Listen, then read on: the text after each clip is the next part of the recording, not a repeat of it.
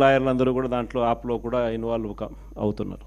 App తయారీ కార్యక్రమంలో రాష్ట్ర వ్యాప్తంగా వైఎస్ఆర్సీపీ కార్యకర్తకు ఎవరైనా ఎక్కడ అన్యాయం జరిగినా ఆ యాప్ డౌన్లోడ్ చేసుకొని తన పేరు, తనకు ఏమన్యాయం జరిగింది, తనకు ఎవరి వల్ల అన్యాయం జరిగింది, ఆ అధికారి హోదా ఏమిటి, నీకు జరిగిన అన్యాయం ఏమిటి, ఆటోమేటిక్లీ మన డిజిటల్ లైబ్రరీలోకి వచ్చేస్తుంది. ఇక్కడ వచ్చిన తర్వాత రేపొద్దున మనం అధికారంలోకి వచ్చిన తర్వాత వీళ్ళందరి మీద రేపొద్దున జగన్ 2లో ఎవడెవడైతే అన్యాయం చేసినాడు, ఎవడెవడైతే అధికారి తన అధికారాన్ని దుర్వినియోగం చేశాడు, ఎవడెవడైతే అన్యాయంగా మనుషులను చిత్రహింసలు పెట్టారు, వాళ్ళందరినీ కూడా రేపొద్దున చట్టం మీద నిలబడతాం. చట్టం తన పని తాను చేసుకొని పోతుంది. ఎందుకంటే ఈరోజు చూస్తూ ఉన్నాం ఇవన్నీ కూడా.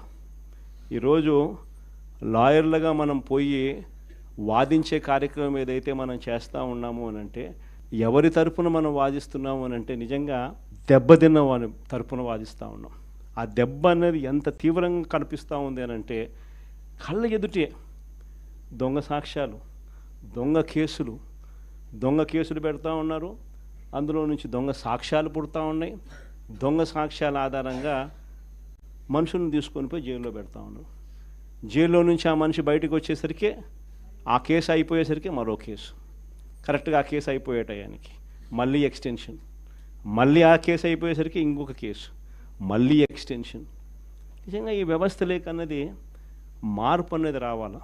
అధికారం ఉంది కదా అని చెప్పి, యూనిఫామ్ ఉంది కదా అని చెప్పి దుర్వినియోగం పరచడం అన్నది ఎంతటి బాధ కలిగిస్తుంది అటువైపున వ్యక్తికి కూడా అన్నది ఇటువైపున వ్యక్తికి కూడా అర్థం కావాలి.